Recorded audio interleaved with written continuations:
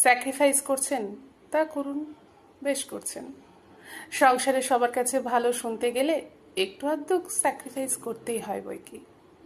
ভোর 4টেতে ওঠেন, রাত 12টায় ঘুমোতে যান, তা বেশ করেন। আপনারাই তো সংসার, ডাক্তারের কথা মতো 6 ঘন্টা ঘুমোতেই হবে এমনটা তো নয়। ব্রেকফাস্ট খেতে খেতে বেলা গড়িয়ে দুপুর হয়ে যায়। তা যাক, আপনার তো দীর্ঘদিনের অভ্যেস। খিদে মরে গেছে তাই না? সে ঠিক আছে। আপনার তো সংসার, সবাই কত আপন আপনার, তাদের জন্য তো করছেন।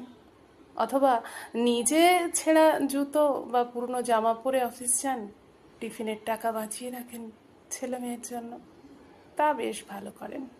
টিফিন না খেয়ে খেয়ে তো আপনার আর এখন খিদেই পায় না, তাই না? পুরুষ অথবা নারী বলে নয়, মানুষ হিসেবে ক্রমাগত স্যাক্রিফাইস করে চলা আপনি ভুলেই গেছেন ভালোভাবে বাঁচতে। একটা টাইমে আপনার ঠিক সকাল 9টায় খিদে পেত, খেয়ে নিয়ে আপনার কাজ আপনি করতে পারতেন, কিন্তু তাতে রোগ ভোগ একটু কম হতো, এইটুকুই। একজোড়া সস্তার জুতোর দাম বড় জোর 600 থেকে 700 টাকা। দিনের পর দিন ছেঁড়া জুতোর জন্য হীনমন্যতায় ভুগছেন।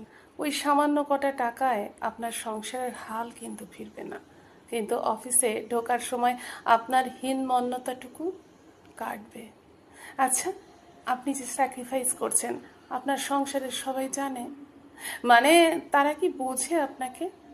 আপনার প্রয়োজনে তারা কি নিজের একটা শখও বিসর্জন দেবে? নাকি ভেবেই নিয়েছে এটা এরকমই, এর ভোর রাতে পাশবালিশ জড়িয়ে আর 1 ঘন্টা ঘুমোতে ইচ্ছে করে না?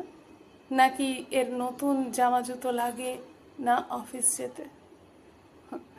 নাকি এটা ভাবে এই কাজগুলোর দায়িত্ব শুধু আপনার, বাকিরা কেন দায়িত্ব নেবে?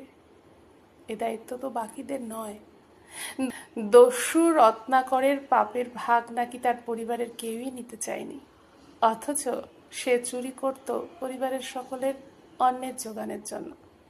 অবশ্যই সকলের দায়িত্ব আপনার, তাদের ভালো রাখার দায়িত্বও আপনার।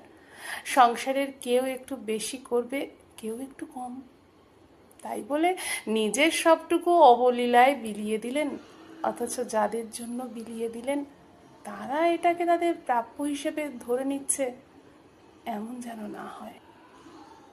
তাহলে কিন্তু দিনের শেষে মনে হবে আপনি শুধুই দিতে এসেছেন, প্রাপ্তির ঘর শূন্য।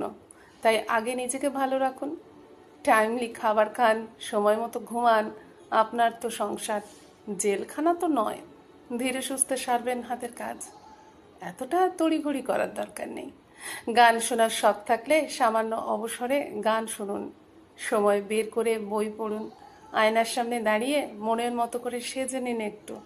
নিজের হাজার অভাবের মধ্যে আরও 5 জনের জন্য যেমন কিনছেন, তেমনি নিজের জন্যও পোশাক কিনুন।